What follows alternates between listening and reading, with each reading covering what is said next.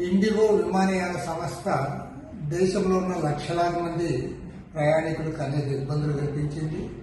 ప్రభుత్వం ఏదైతే నిబంధనలు పెట్టిందో ఆ నిబంధనలు ఏమాత్రం కూడా ఖాతరు చేయకుండా వారి ఇష్టారాజ్యంగా వ్యవహరించడం వల్లనే ఇవాళ ఈ దుస్థితి దాపురించింది. పైగా ఇవాళ కేంద్రంలో అధికారంలో ఉన్న నరేంద్ర మోడీ ప్రభుత్వం కార్పొరేట్లతో కుమ్మక్కోవడం కాకుండా వారికి సాగిలబడి వారికి సరెండర్ అయ్యి ఇవాళ ఈ దుస్థితికి కారణమైంది.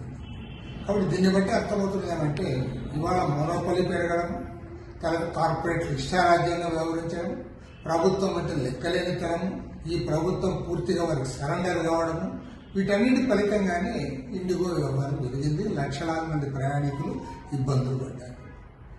ఇవాళ తెలివిగా ఈరోజు అర్నాబ్ గోస్వామి సీనియర్ జర్నలిస్ట్ కానీ లేదా నేషనల్ మీడియా కానీ లేదా బీజేపీ వ్యక్తులు కానీ అందరూ కూడా చాలా తెలివిగా ప్రభుత్వాన్ని దేన్ని తప్పు లేదన్నట్లు ఓన్లీ పౌర విమానయాన శాఖ మంత్రిగా ఉన్నటువంటి రామ్మోహన్ నాయుడే దీనికంత కారణం అన్నట్లుగా టోటల్గా ఆయన డైవర్ట్ చేయగలిగారు.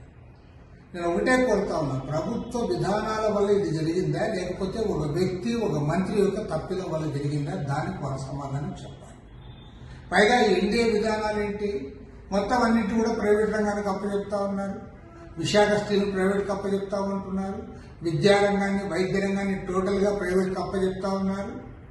రాబోయే రోజులు తలుచుకుంటేనే భయంకరంగా ఉంటుంది. ఖచ్చితంగా చెప్పగలను, ఈ ప్రభుత్వం అనుసరిస్తున్న పారిశ్రామిక ఆర్థిక విధానాల వల్లనే ఇది జరిగింది.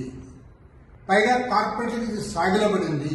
ఈ ప్రభుత్వం వాళ్ళతో కుమ్మక్కు కావడమే కాదు, వారి చెప్పు చేతుల్లో నడుస్తున్న ప్రభుత్వమే. అంబానీలు అదానీలు దోచిపెడుతున్న ప్రభుత్వం.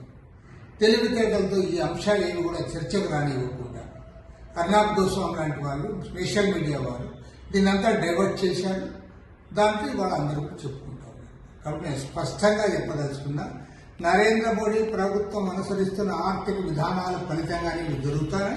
భవిష్యత్తులో మరిన్ని జరుగుతాయి. దానికి అందరూ ప్రజలు కూడా దాన్ని ఎదుర్కోవడానికి సిద్ధంగా ఉండాలని చెప్పి కోరుతా ఉన్నాను.